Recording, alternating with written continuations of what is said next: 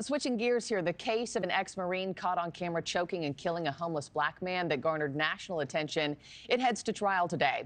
Daniel Penny has pleaded not guilty to manslaughter and criminally negligent homicide charges. He's accused of restraining Jordan Neely by the neck on a New York City subway back in May of last year.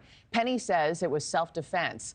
Witnesses say Neely was screaming and acting erratically toward other passengers before Penny restrained him.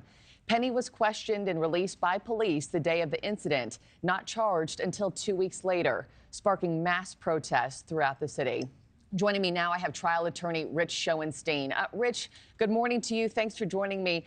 Talk to me first about jury selection today, because, I mean, this is going to be a charged courthouse. It's a charged trial. Do you think that's going to be tough to find an impartial jury in New York City? I think it'll be a little bit difficult, but you said we're in New York City. This is the largest, most diverse, and really best jury pool anywhere in the world. Jurors in New York City are excellent. They're open-minded. They listen to the judge. They listen to the law. They work really hard to consider the evidence and come up with the right result. So will there be some jurors in the pool that may have a preformed opinion that have to be screened out because they walk into the courtroom thinking he's either guilty or innocent? I'm sure that's the case, but there are going to be plenty of people who are open-minded, willing to listen to the evidence. I don't think it's going to be too hard to seat a jury here. And the prosecution and defense are obviously looking for very different people to be part of this pool. Who are the ideal jurors for each side, you think? So I don't subscribe to the philosophy that you can put them in a box and pick them by gender or size or race or anything like that. You want people, if you're the prosecution, who are sort of law and order people and are going to listen to the instructions of the judge and make a decision as to whether Penny acted in violation of the law.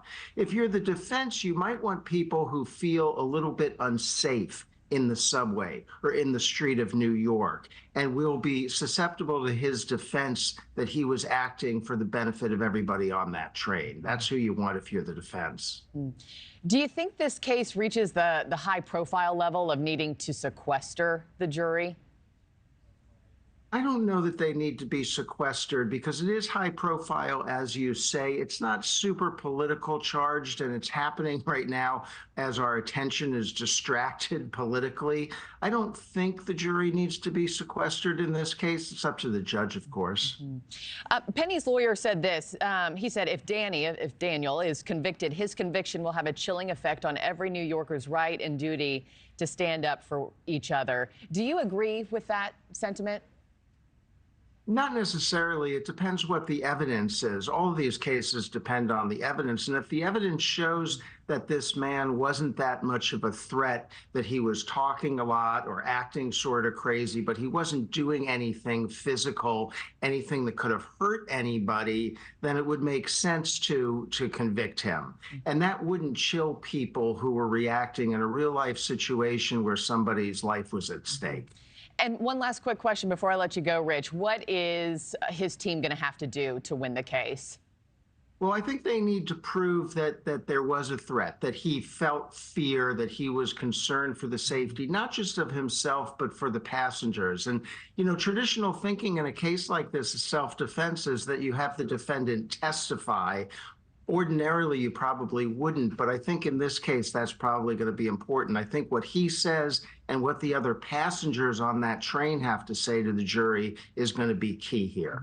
Well, we'll be watching this closely every day of trial. Rich Schoenstein, thank you so much, sir. Really appreciate your time this morning. Good morning. My pleasure.